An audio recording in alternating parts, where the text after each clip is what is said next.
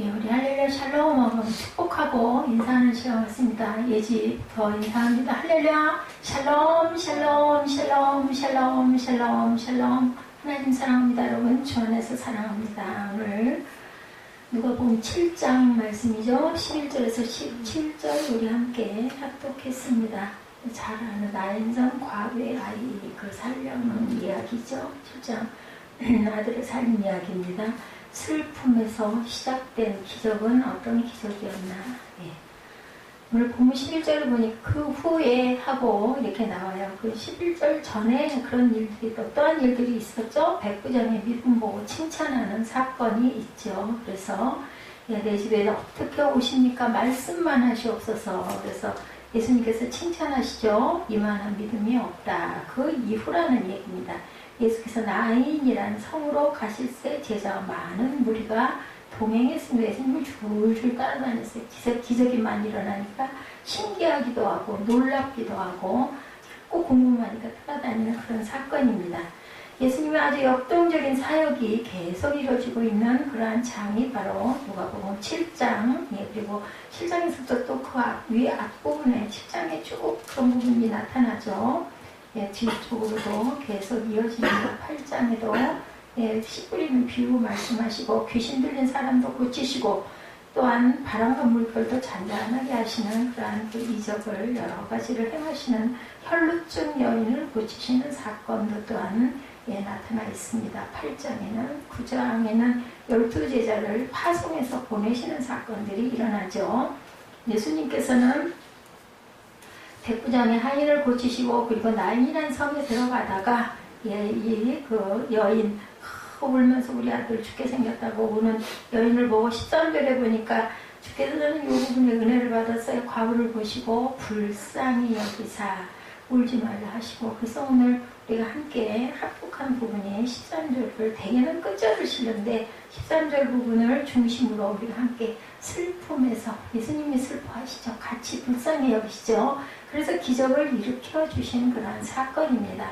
예수님은 가버나움으로 들어가실 때 유대인들이 예수님께 사람을 보내어 그곳에 있는 백부장의 하인이 병들었는데 고쳐달라는 요청을 하죠. 백부장은 비록 유대인은 아니었지만 유대인들이 굉장히 존경을 받는 그러한 사람이었습니다.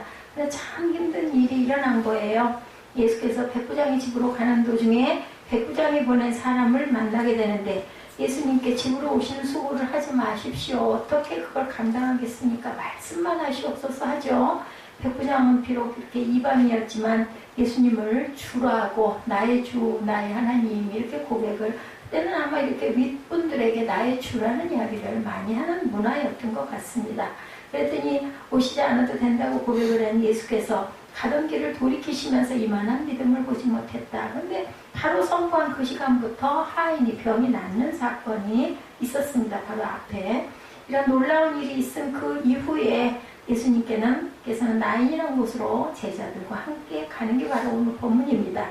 이런 기적으로 인해 사람들은 예수님에 대한 소문을 듣게 되고 나인이라 불리는 성에 들어가실 때도 제자뿐만 아니라 뭐라 그래요? 많은 무리가 예수님과 동행했다. 구경꾼들이 많았다는 얘기입니다.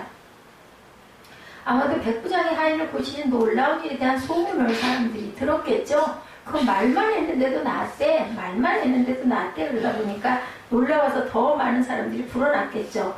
이제 이들은 더 놀라운 일을 목격하게 되는데 아마도 이 시기에 예수께서 많은 기적을 행하신 이유는 예수님의 정체성을 기적을 통해서 나타내 보이려고 내가 하나님의 아들이다 라는 것을 보여주기 위한 목적을 갖고 계셨다는 거죠.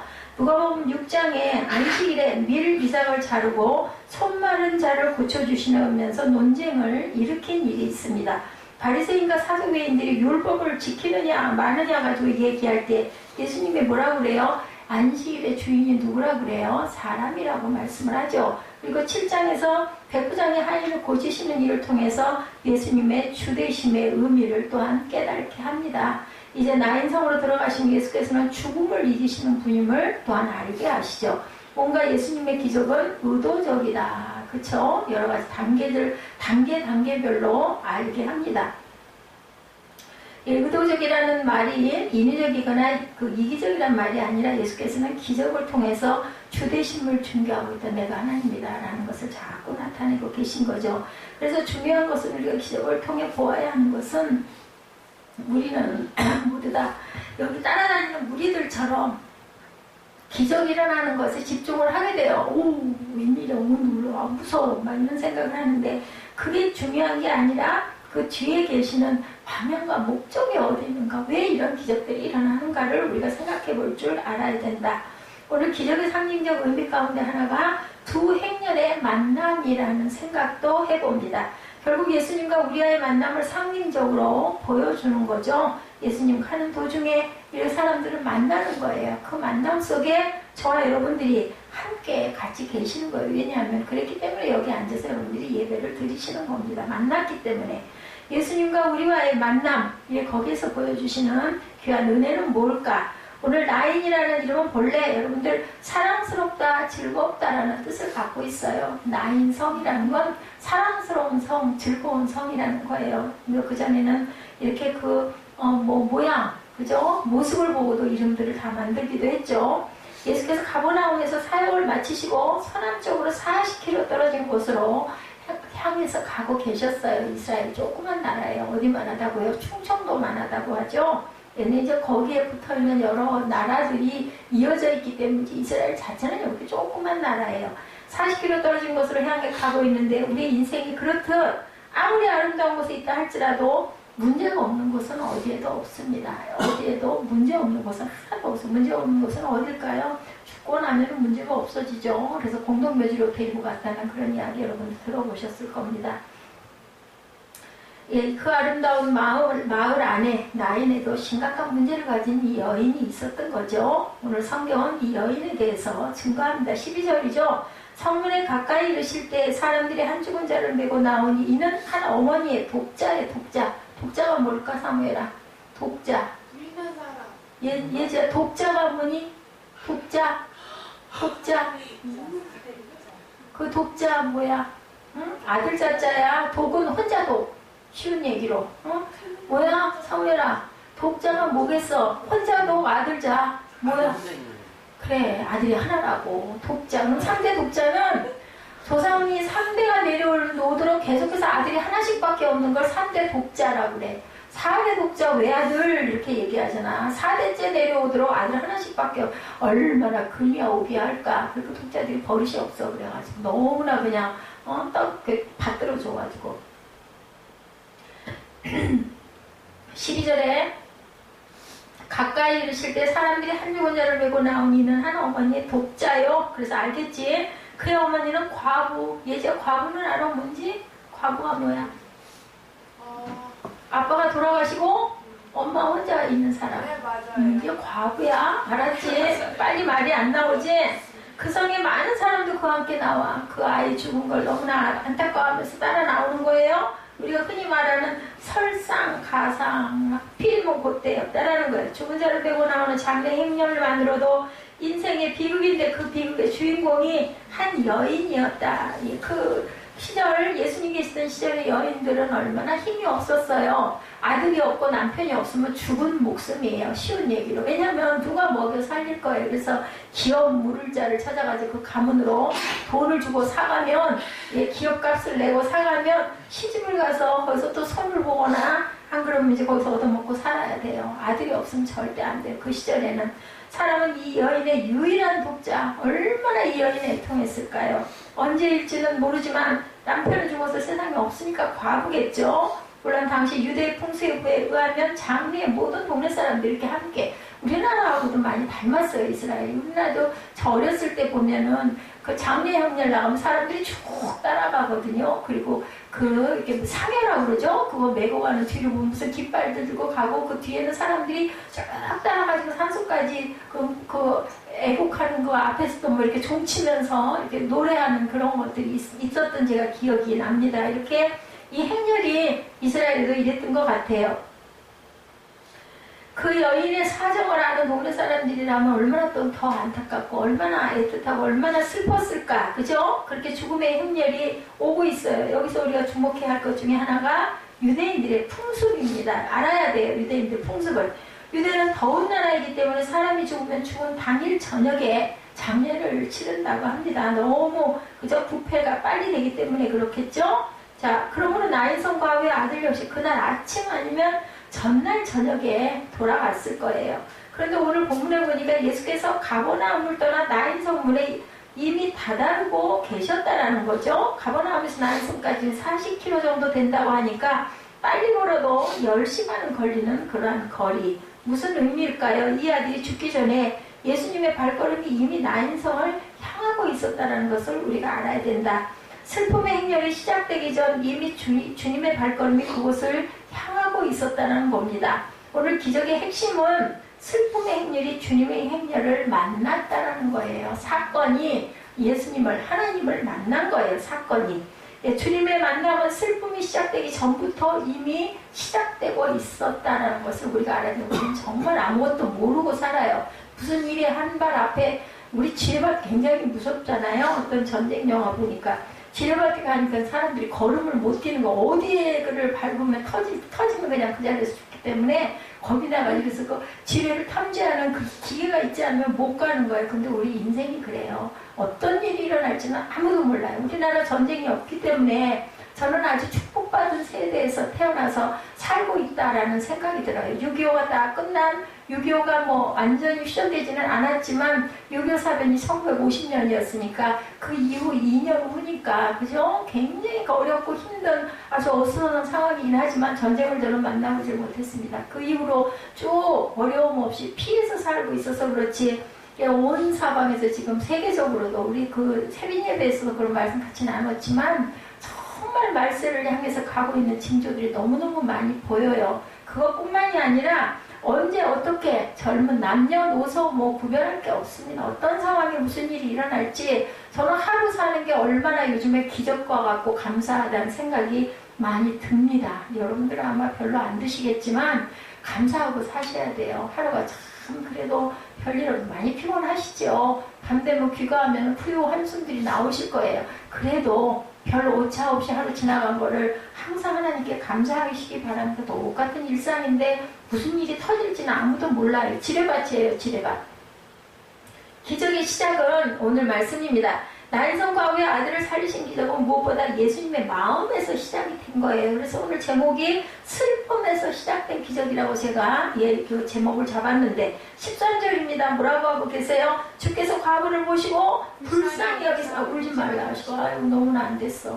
요즘에야 그죠? 다 외아들 외딸이 많고 그거 정말 각 가정으로 보면 너무너무 안타깝고 슬픈 일이긴 하지만 아들이 죽었다고 딸이 죽었다고 해서 하나님께서 어휴 쟤 큰일 났다 불쌍해 아마 이렇게 그렇게까지는 아닐 건데 이 시절에는 정말 너무너무 불쌍한 일인 거죠. 그리고 아마 그 동네에서도 이 여인이 굉장히 뭐랄까 많은 사람들과 관계가 좋지 않았을까 싶어요. 그러니까 온 동네 사람들이 다들 그렇게 안타까워하고 불쌍해 했겠죠.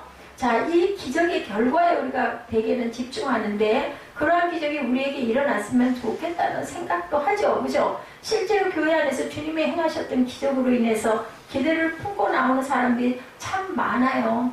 특히 우리 그 순복음교회 같은 경우에는 직접 그런 부분들을 느끼고 너무 그러다 보니까 기복신앙이라는 얘기는 있지만 그래도 뭔가 그런 게 느껴지고 나면은 그죠? 그 발걸음이 그냥 자진해서 뛰어가죠. 아우 주일날 예배드리러 가야 돼. 안 하면 큰일 나 이런 두려움도 따라오는데 이때 아마들 그러지 않았을까. 예수님을 따랐던 군중 역시 아마 같은 마음이었을 것 같습니다. 오늘 나인성의 과부를 만나시고 그 죽은 아들을 살리시는 기적은 예수님을 따르던 사람들이 기대하는 상황은 아니었을 것인데 무엇보다 사람이 죽었다는 사실 앞에 무엇을 우리가 기대할 수가 있을까. 그리고 예수님이 기적을 행하시기 위해서 관에 손을 대시니라고 이렇게 나타나 있습니다.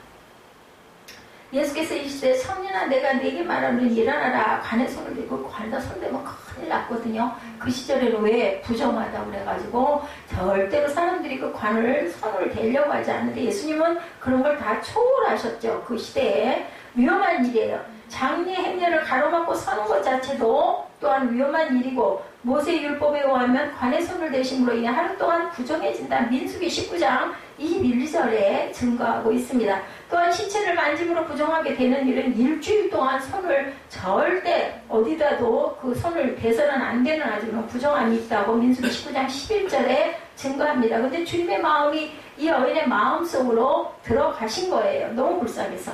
그 불쌍한 과부의 마음을 대하시는 예수님의 마음을 얼마나 사람들이 공감할지는 알 수가 없습니다. 예, 성경에 보면 13절을 이렇게 쓰고 있어요. His heart went out to her라고 이렇게 증거되고 있습니다. 예수께서 그 여인을 보셨을 때 예수님의 마음이 그녀에게로 들어가셨다라고 나타나 있다는 거예요. 예, 그 여인이 느끼는 마음이 어떤 것인지를 아신 거죠? 말씀하신 거죠? 뭐라고 말씀하셨어요? Don't cry, 울지 마라. 우리 아이들이 사탕 달라고 울 때 어른들이 어때요? 뭐 할 때 울지 마, 뭐 할 때 뭐라고 그래요? 사탕 주잖아요. 여기 있어, 울지 마. 똑같은 거예요. 예수님도 똑같이 don't cry 하고 얘기합니다. 예, 본문 12절에서 이 여인이 과부라고 증거하고 그 죽은 아이는 하나밖에 없는 외아들이다라고 이렇게 독자라고 이렇게 나타나고 있어요. 예, 그렇다면 당시 유대의 상황을 생각한다면 아까도 제가 말씀드렸지만 오직 아들 하나만 바라보고 그 아들이 그야말로 생명줄이에요. 그 여인에게는. 그 아들로 인해서 대를 이을 수밖에 없는 상황에서 그 아들을 잃어버렸다는 것은 결국은 생명을 잃어버렸다는 것과 같아요. 그 여인에게, 그 시대에는. 그 여인의 마음이 얼마나 애통했을까. 우리 성경에는 불쌍히 여기사라고 되어 있는 사실은 예수님이 느끼는 감정의 문제가 아니라 그 여인의 마음속으로 예수님이 들어가셨다라는 의미를 가지고 있었다라는 것. 예수님의 마음으로 움직이는 것, 그래서 기적을 만드시는 것은 사람의 기대가 아니에요.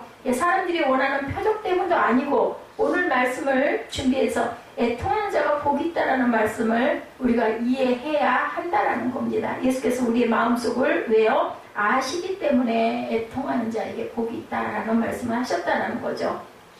또한 하나님이 긍휼하심을 받지 못하는 이유는 우리의 마음이 애통하지 않기 때문은 아닐까? 하나님께서 기뻐하시는 제사는 상한 심령이라는 말씀을 우리가 이해해야 됩니다. 그 마음속으로 우리 하나님께서 들어오시기 때문에 애통하는 자가 복이 있는 것은 애통하는 마음속으로 주님이 들어오시기 때문에 우리에게 복이 있는 거예요. 그래서 우리가 그저 상한 심령일 때 하나님께서는 긍휼히 여기시는 마음으로 우리 안으로 들어오시기 때문에 긍휼히 여김을 받으리라는 말씀을 하신다는 것. 15절에 뭐라고 말씀? 죽었던 자가 일어나 앉고 말도 하고는 예수께서 그를 어머니에게 주셨다라고 메시지 성경에 Jesus presented him to his mother. 멋진 얘기예요. 선물했다는 거예요. 뭐를? 아들을, 죽은 아들을 살려서 도로 줬어요. 네 아들 데려가라. 그리고 선물을, 이런 선물 받으면 우리 얼마나 기절일까요? 예, 내 아들이 죽을 수밖에 없고 내 딸이 죽을 수밖에 없어서 이제 묻으러 가는데 그게 예수님이 딱 만나셔가지고는 살려가지고 얘 딸, 네 딸 데려가라, 네 아들 데려가라 하면 기가 막힌 선물이겠죠? 그런데 선물 받는 사람에게는 단순한 기쁨이 있는데 선물을 주는 사람의 대가와 희생이 있다는 것을, 그 선물의 마음을 읽지를 못한다면 얼마나 안타까울까. 예, 배성호 목사님이 쓰신 완전한 치유, 완전한 건강이라는 책을 보면 미국 사람들이 흔히 하는 인사, 여러분들, 예, 그 굿바이에 대한 의미를 설명하고 있어요. 원래 어원이 God be with you 였다고 합니다. 그래서 굿바이가 됐다고 그래요. 예, 그래 헤어질 때 하는 인사죠. 그게 뜻이 뭐냐면 굿바이는 하나님이 함께 하시기를 바랍니다 라는 뜻을 갖고 있다고 그래요. 여러분들 모르셨죠? 예, 저도 이걸 내용을 보고 알았습니다. 그래서 굿바이라는 뜻이 God be with you 라는 뜻이에요. 예수께서 나인성의 과부에게 죽은 아들을 선물로 주시며 하는 인사가 바로 이 인사였다. God be with you. 예, 하나님께서 함께 하시니 평안하라는 뜻입니다. 우리가 잘 아는 12년간 혈루병을 앓던 여인을 고치신 이야기 여러분들 잘 아시죠? 12년간이나 하혈을 하고 공동체에서 그 여인은 부정한 여인이기 때문에 같이 섞일 수가 없었고, 소외된 여인, 누구도 그 여인 곁에 안 가려고 그러고서 옷깃만 스쳐도 큰일 나는 줄 알고 도망갔던 그런 여인이었죠. 예수께서 이 여인을 부르시죠. 마가복음 5장 29절에 보면 이렇게 나와 있습니다. 이에 그의 혈루 근원이 곧 마름에 병이 나온 줄을 몸에 깨달으니라, 이렇게 나타나 있습니다.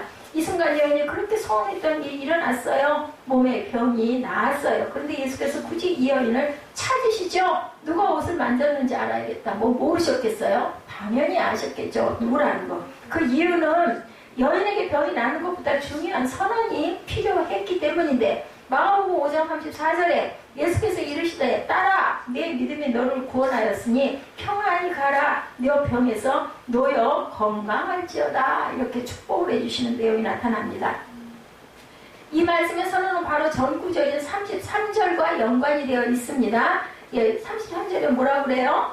예, 여자가 자기에게 이루어진 일을 알고 두려워하여 떨며 와서 그 앞에 엎드려 모든 사실을 여쭈니 이 여인이 원하는 병이 나았지만 두려워 떨고 있어요. 아직까지 평안이 없습니다. 겁이 나는 거예요. 내가 예수님 옷자락 맞아서 어떻게 해요? 혼날 거야, 아니면 큰일 날 거야, 이런 겁을 냈던 거죠. 예수께서 우리의 치료자가 되시는 것은 단순한 병의 치료가 아니죠. 여러분들 다 아실 거예요. 치유를 통해서 우리에게 주시기를 원하는 뭐예요? 기쁨과 평안인데 여인은 아직 두려워서 떨고 있기 때문에 그것을 그 여인에게 이제 너 평안히 가, 이 병 나았어, 괜찮아, 걱정하지 마, 겁내지 마, 여기까지 마무리하시는 겁니다. 예수께서 나인성 과부에게 그 아들을 선물로 주셨다는 것은 이제는 사적인 관계가 시작되었다. 너와 나는 이제는 공통적이라는 거죠. 내가 네 안에 들어가 있다, 네가 내 안에 들어왔다. 예수께서 슬픔으로 가득 찼은 여인에게 뭐를 주셨어요? 선물을 주심으로 인하여 여인에게 기쁨을 선사해 주신 사건입니다. 결국 치유의 고백은 단순한 병의 나음을 넘어서 예수님과의 친밀한 관계 속으로 나아갔다는 것을 의미한다. 우리가 잘 아는 누가복음 17장에 10명의 문둥병자를 고치신 사건에서도 같은 관계의 이야기가 나오고 있습니다.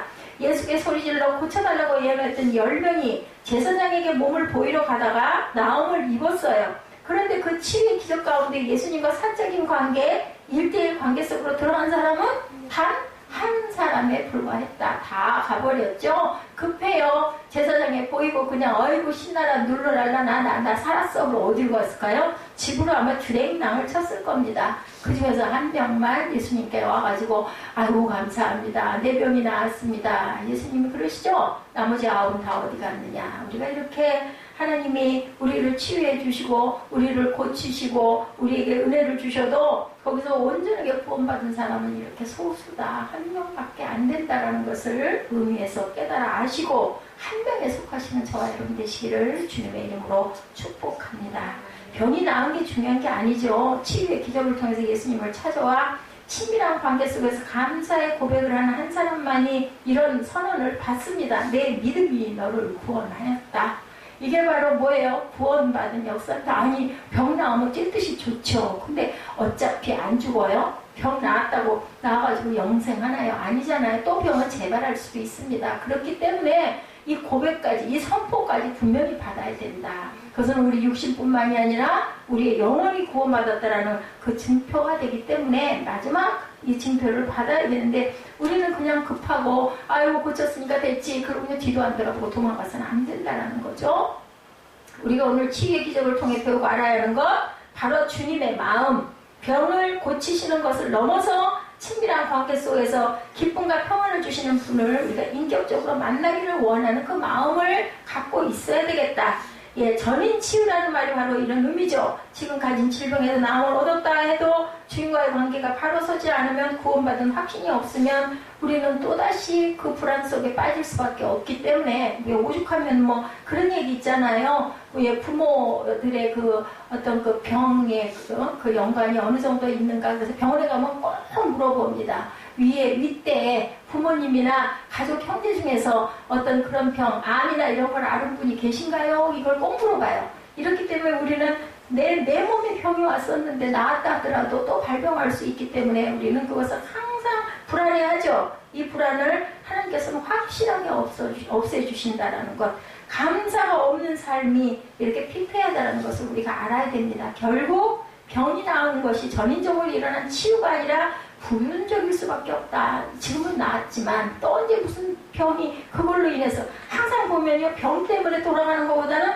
병으로 인해서 다른 병들이 생겨가지고 돌아가는 일들이 많다. 우리가 지금 기도하고 있는 그 한보 사장님 같은 경우에는 목소리가 되게 기운이 당연히 없죠. 그래서 여쭤보고 얼마나 힘들고 얼마나 아프세요? 그랬더니 아픈 것도 아픈 건데 기운이 없어서 죽겠어요. 아니 왜 이렇게 기운이 없으세요? 그거 항암 치료 받으면 그런 거죠? 하고 물어봤더니 먹지를 못해서 기운이 없어요. 아, 좀 잘 드셔야죠. 먹으면 토해요. 제가 그 말을 듣는 순간요 얼마나 감사했는지 몰라요. 제가 그 위 역류 증상 일어날 때 아주 죽을 것 같았거든요.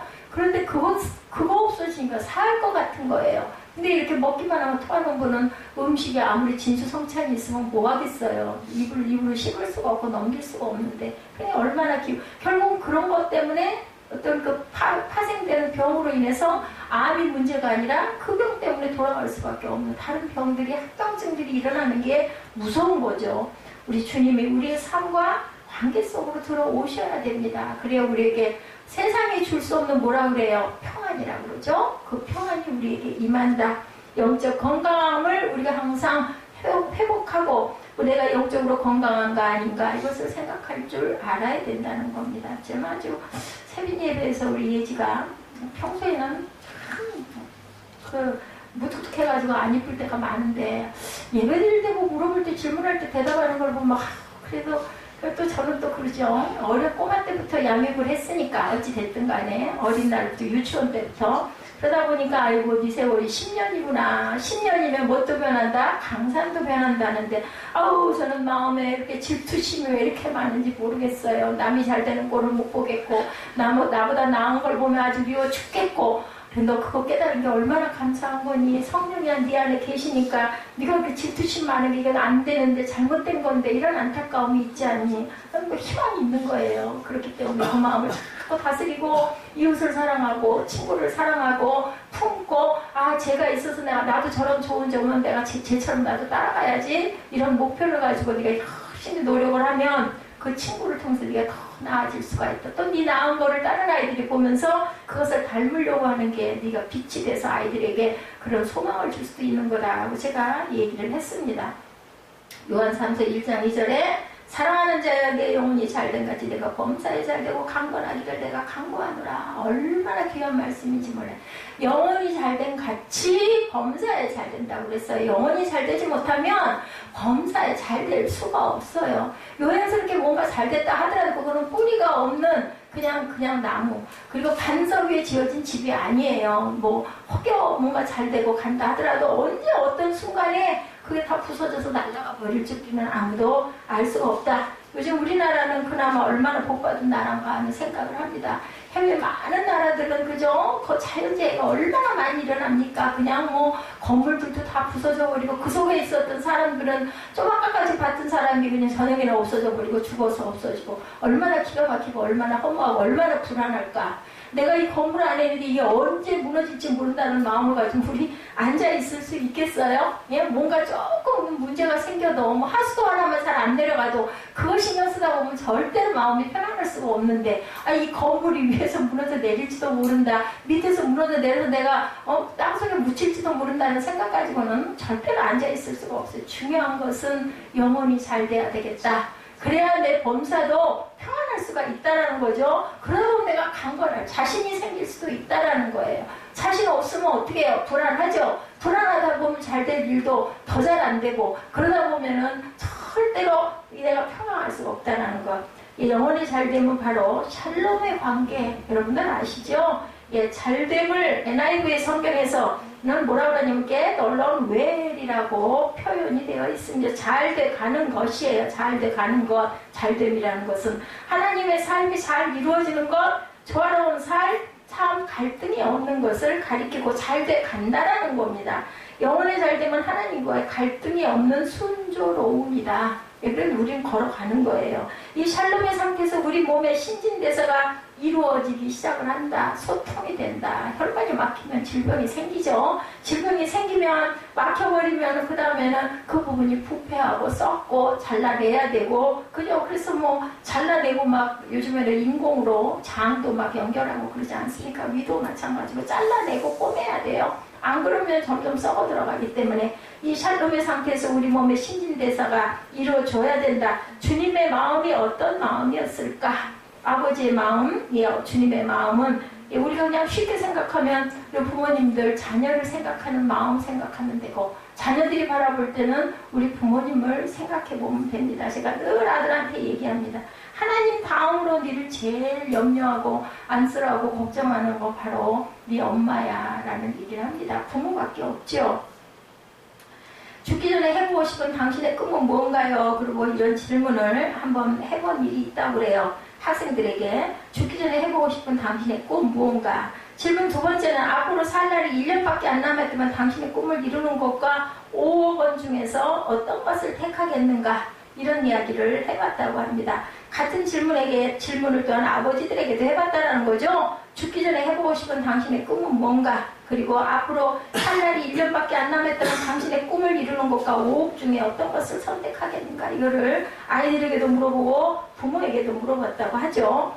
그 이명택 목사님이 쓰신 희망을 건져 올려라는 책에 유명한 뮤지컬 버스에 대한 이야기, 여러분들 아마 아실 거예요. 스위스 한 시골 동네에 있었던 실화가 바탕이 되었던 거죠. 시끄러운 시골 동네 사람을 싣고 산길을 구비구비 돌아가던 버스가 브레이크 고장을 일으키죠. 한쪽은 절벽이고 한쪽은 낭떠러진 내리막길을 위험하게 내려갈 때 버스 기사는 그 버스를 세울 수 있는 건초더미 앞에 서 있는 한 아이를 발견합니다. 그냥 돌진하면 아이가 죽고, 아이를 피해가며 버스 안에는 승객 7명이 죽을 수밖에 없어요. 앞으로 갈 수도 없고 옆으로 피할 수도 없는 그러한 상황, 그것을 진퇴양난이라고 하죠. 운전기사는 승객을 살리기 위해서 아이를 치고 넘어가 건초더미에 차를 받고 가까스로 멈췄습니다. 예, 아이의 죽음 앞에 버스에서 살아남은 승객은 두 가지 반응을 보였다고 해요. 하나는 자신이 치어 죽인 아이를 부둥켜 안고 오열하는 기사를 보고 함께 우는 사람들. 다른 하나는 가엾은 어린아이를 무참하게 받아 죽인 기사를 손가락질하는 사람들. 우리가 다 알았다 할 게 없어요, 여러분들. 그 기사의 마음을 알겠냐는 거죠. 손가락질하고 아이 치어 죽였다라고 손가락질을 할 수가 있겠느냐는 겁니다. 그런데 사람들은 아무도 입을 더는 열지를 못했다고 그래요. 바로 죽은 아이가 버스기사의 아들이었기 때문에. 여러분들은 어떻게 하시겠어요? 저도 어떻게 할 줄 모를 것 같아요. 그때 내 아이 살리려면 7명과 함께 낭떠러지로 떨어져서 죽어야 되고, 내 아이를 죽이고 받고 가면 사람들은 살리는데 눈앞에 있는 아들을 그저 밟아서 죽여야 되는 거죠. 누군가가 사랑했기에, 누군가가 희생했기에 이제 우린 새로운 삶을 사랑할 수가 있다는 거, 예수 그리스도의 희생을 여러분들이 생각하셔야 됩니다. 이 하나님께서 우리에게 들려주시는 은혜의 이야기입니다. 우리가 받은 은혜가 죽은 아들을 가슴에 안고 오열하는 아버지의 아픈 마음 때문이라는 것. 그래서 우리가 자꾸 죄를 짓고 우리를 구원해 주셨는데도 자꾸 세상 길을 가려고 하고 그러면 아버지의 마음이 얼마나 아프실까. 내가 내 아들을 버리고 내 아들을 죽여서 너를 살렸건만 이 마음이지 않겠느냐는 거죠. 로마서 5장 8절입니다. 우리가 아직 죄인 되었을 때 그리스도께서 우리를 위하여 죽으심으로 하나님께서 우리에 대한 자기의 사랑을 확증하셨느니라, 이렇게 말씀합니다. 예수께서는 기적을 행하시고 나서 사람들이 놀랐다고 성경은 기록하고 있죠. 그리고 깨닫게 된 것, 오늘 보면 16절입니다. 뭐라고 말씀하고 계세요? 16절에 모든 사람이 두려워하며 하나님께 영광을 돌려 이르되 큰 선지자가 우리 가운데 일어나셨다 하고 또 하나님께서 자기 백성을 돌보셨다 하더라, 이렇게 나타나 있습니다. 하나님께서 자기 백성을 돌보시다는 거죠. God has come to help his people, 이렇게 영어로 증거합니다. 예, 메시지 성경에 이렇게 말씀합니다. 모든 사람은 자신들이 지금 거룩한 신비의 자리에 있으며 하나님께서 그들 가운데 일하고 계심을 깨닫고는 조용히 경배했다라고 풀어서 이 부분을 설명하고 있습니다. 본문 16절이죠. 그리고 떠들썩하게 감사하며 서로 큰 소리로 외칩니다. 하나님이 돌아오셔서 자기 백성의 필요를 돌보아 주신다라고 외쳤다라는 거죠. 오늘 기적의 말씀을 묵상하며 묘하게 대조를 이루고 있는 두 단어를 우리가 주목합니다. 하나는 두려워하여라는 단어이고요. 다른 하나는 영광을 돌려라고 본문에 나타나 있죠. 우리가 뭐라 그래 영광 돌린다고 할 때 praise God 하고 얘기하죠. 그리고 메시지 성경에는 뭐라고 얘기해요? In a place of holy my stay 하고 나옵니다. 그리고 that God was at work among men 이렇게 얘기합니다. 이 말씀 가운데 아주 자연스럽고 분명한 신앙의 정석은 두려움의 감정이 없다면 우리가 어떻게 하나님께 영광을 돌릴까? 그래서 영광 돌린다고 할 때 뭐라고 그래요? 두렵고 떨림으로 영광을 돌린다라고 얘기를 해요. 하나님을 경외하기 때문에 영광을 돌릴 수 있다. 여러분들 제가 가끔 비유를 이렇게 말씀 잘 드리죠? 여러분들 제사, 조상들에게 제사 드릴 때 어떤 마음으로 제사를 섬깁니까? 라고 제가 물어봅니다. 예, 믿음이 들어와 있지 않은 사람들인 경우에 그렇죠. 그럴 때 부모 생각하죠. 위에 할머니, 할아버지 생각하고 제사 때는 다들 양복을 딱 갖춰 입습니다. 그리고 아주 정갈하게 하죠. 그리고 준비할 때 하나하나를 다 손으로 뭐 밤을 쳐서 깎아서 이렇게 쌓을 때도 아주 정성스럽게 좋은 것들로만 골라서 쌓고 음식도 그렇게 정갈하게 만들고 또 뭐 맛도 안 본다고 그러죠. 음식에 입도 안 대고 그렇게 해서 좋아하시던 평소에 좋아하시던 음식과 이렇게 진설하는 그 어떤 그 배치하는 그 방법도 있습니다. 그걸 아주 정성껏 그렇게 하고 어때요? 그때 아주 경건하게 조심조심 뭐 잔 부어가지고 이렇게 놓고 하는 것도 보면 조용하게 그렇게 합니다. 예배는 그때 그 부모를 생각하는 조상을 생각하는 마음이 경건하게입니다. 경건하게. 예배 드릴 때 우리가 하나님 전에 나와서 예배 드릴 때 말씀을 읽을 때 이런 마음이 되냐는 거예요. 마음이 중요합니다. 마음이 뭐 기침을 해도 괜찮습니다. 뭐 나갔다 와도 상관없고 뭐 급한 일이 있으면 그저 휴대폰을 볼 수도 있습니다. 중요한 것은 마음밭이 어떻게 돼 있느냐, 경외의 마음을 갖고 있느냐. 그게 아니라 그냥 내가 고역이고 내가 힘들고 아이고 언제 끝나나 이 생각 갖고 있으면 하나님께 예배드리는 자세가 아니에요. 나는 그러면 어떤 자리에 어떤 위치에 있나를 여러분들이 생각해 봐야 됩니다. 두려움의 감정이 없다면 하나님께 영광을 돌릴 수가 없다라는 거. 두려운 부분이 마음이 있으면 어떻게 해요? 몸도 움츠려지고 막 고개를 숙이게 되지 않습니까? 예배 때 그러라는 게 아니라 그런 마음가짐을 내가 갖고 있는가를 생각해 보시라는 거죠. 영어 다이어리에서 아주 자주 사용되는 그러한 이야기, 어썸이라는 말, 두려움을 일으키게 하는 이라는 뜻도 있지만 최고라는 뜻도 갖고 있습니다. 모든 영재가 왕이 되는 음식에 도취될 때 그의 친구들은 자신들을 거룩하게 지키기를 원하죠. 그랬을 때 뭐라 그래요? 느부갓네살 왕 그죠? 그 세 친구들에게 다니엘 이야기. 그들은 느부갓네살 왕의 신상 앞에 모든 백성이 절하는 와중에도 꼿꼿이 버티고 있었다라고 얘기를 하고 있습니다. 이런 것처럼 우리가 누구를 깊이 생각을 해야 된다. 하나님께서 우리를 사랑하신다라는 이야기. 그렇게 아주 당당하게 내가 죽어도 좋습니다라는 그러한 절개를 지킬 줄 알아야 된다. 우리가 하나님 앞에서 두려움을 느낀다는 것은 그분을 이렇게 최고로 인정한다. 어떤 상황이든 내가 죽더라도 절대로 다른 것과 나는 편성하지 않겠다. 다니엘과 세 친구들, 제가 일부 예배 때 말씀 전했지만 이 말씀도 똑같다. 하나님께 영광을 돌린다는 말은 우리가 그분을 인정한다라는 뜻이 되고, 저와 여러분들이 인생에서 하나님이 하시는 일로 인해서 두려움을 느껴보신 적이 있으신지요? 한번 생각해 보십시오. 저는 굉장히 요즘에 그런 부분의 것들이 깨달음이 많습니다. 몸이 공고해지다 보니까 지나간 날 정말 망아지같이 뭣도 모르고 누가 알았겠어요. 그죠? 이럴 줄 알았으면 누가 그랬겠어요. 예, 그 운동 적당히 하라고 높은 신발 신지 말라고 얘기할 때 전혀 귓가루도 안 들었죠? 멋내고 잘났다시고 그러고 다녔을 때 하나님이 얼마나 마음이 안타까우셨을까. 우리는 법칙을 어기면 뭐 여지 없어요. 뭐 믿는 녀석이라고 봐주는 거 없습니다. 그 대가는 벌은 분명히 받습니다. 다만 중요한 것, 감사할 것은 영원히 구원받은 것, 그것이 선물이라는 거. 오늘 나 인생의 과거 아들도 마찬가지입니다. 예, 유진 피터슨 성경에서 이런 표현이 있습니다. 사람들이 거룩한 신비의 장소에 있었다는 것을 깨달았다. 오늘 본문이 이렇게 해석이 되어 가지고 있습니다. 우리가 종종 착각하는 신앙의 이야기가 있죠. 자꾸 거룩한 곳을 찾아다니는 그러한 모습들이 있는데, 성경이 보면 어떤 것이 거룩한 것이냐면 하나님께서 거룩한 일을 행하시는 것이 거룩하게 된다는 사실을 알아야 된다. 내 안에 하나님께서 들어오시면 내가 거룩해져요. 하나님을 만나는 것이 중요하다. 그리고 하나님이 내 안에 계시다라는 것이 거룩한 성전이 된다는 것. 저와 여러분들의 내면 안에, 마음 안에 주님의 거룩이 임하시기를 바랍니다. 하나님께 영광을 돌린다는 말은 하나님께 예배한다는 말이고, 예배한다는 말은 하나님께 엎드린다는 말이고, 하나님께 엎드린다는 말은 하나님의 말씀을 듣겠다는 순종의 순종의 표현입니다. 찬양과 경배 이렇게 얘기하죠. 그 경배가 뭐예요? 고개 숙인다라는 거예요. 엎드린다라는 거예요. 그리고 엎드린다는 것은 순종이죠.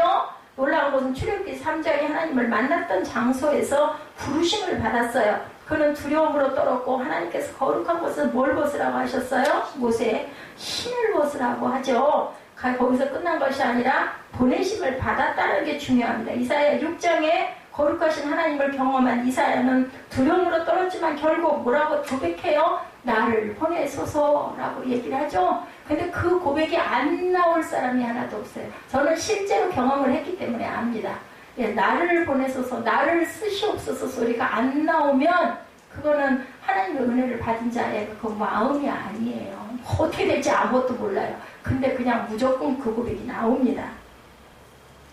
두려움 앞에 그들은 조용히 하나님께 영광을 돌리고 경배했지만 이윽고 떠들죠. 이윽고 시끄러울 정도로 즐겁게 외칩니다. 하나님께서 그들 가운데 오셨다는 거죠. 나인성 과부의 마음속에 들어오셨던 주인 주님이 그 여인의 슬픔의 행렬을 기쁨으로 바꾸고 그 주님이 자신들의 삶도 바꾸실 것에 대한 기대감으로 그들도 경배하고 외쳤다는 겁니다. 그리고 말씀이 이렇게 끝을 맺습니다. 17절에 예수께 대한 이 소문이 온 유대와 사방에 두루 퍼지니라. 오늘 마지막 절이죠. 참 좋아하는 말, 거룩한 소문. 정말 아주 아름다운 말입니다. 하나님께 영광을 돌릴 수 있는 일들이 바로 거룩한 소문입니다. 그 현장에 있었던 사람들이 그 소식을 전하죠. 예, 우물가에서 예수님 만나서 그저 그 여인이 어때서 물동에 버려두고 막 뛰어들어가서 뭐 하라고 해서 한 게 아니죠. 예, 이렇게 뛰어가는 그 사건과 똑같다라는 것.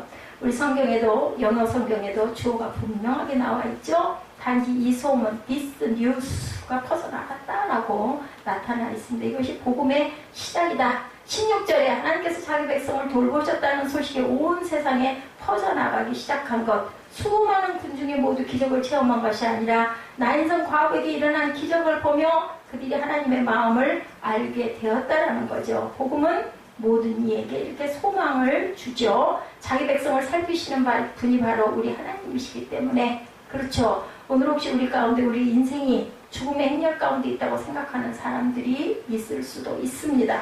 중요한 것은 그 죽음의 행렬이 주님을 만나는 것이냐 아니냐가 중요하다. 우리는 언젠가 한 번은 꼭 가요. 그리고 우리의 마음속으로 들어오시는 주님을 우리가 고백하는 것이 중요합니다. 주님이 우리의 마음속에 들어오신다는 것은 두렵고 떨림이죠. 거룩함 앞에 우리가 선다는 것 자체가 두려운 일이기 때문에 두렵다 떨린다가 함께 두렵고 떨림이라고 나타납니다. 모든 것이 다 드러난다는 것은 우리의 연약한 뿐만이 아니라 정말 가리고 싶은 부분, 우리 몸도 그런 데가 있지 않아요? 제가 몸이 이렇게 되고 나니까 정말 누가 나를 쳐다보는 것은 그 대중탕 안 가요. 갈 수도 없고 갈 마음이 안 생겨요.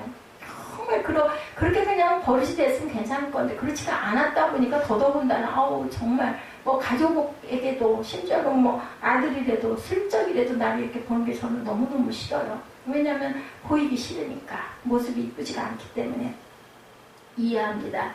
두려움은 지나가야 되죠. 조용히 주님 앞에 엎드려 경배할 때 두려움이 변한다.